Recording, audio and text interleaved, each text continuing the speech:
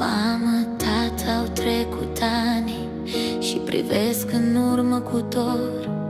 Am crescut cu voi în muncă, cu soare, ploaie și ogor. N-am avut păpuși și joacă, n-am știut ce-i vis ușor, dar am avut iubirea voastră și pâinea pusă cu mult dor. Poate drumul n-a fost simplu, poate viața a fost grea, dar din munca voastră aspră ați clădit ființa mea.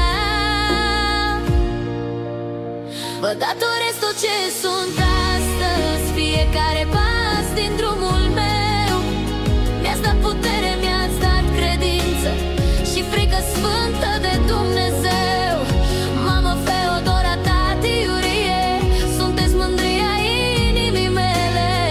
Chiar și în zile cu supărare, dragostea noastră nu moare.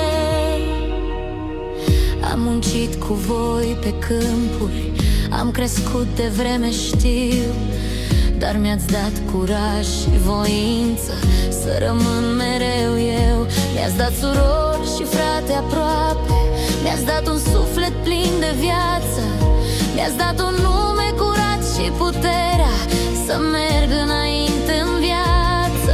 Sunt și zile cu furtună, mai sunt vorbe care dor, dar peste toate stă iubirea și respectul pentru voi, părinții mei.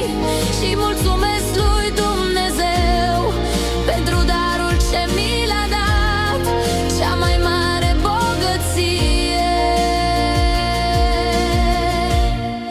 Sunt părinții ce m-au crescut.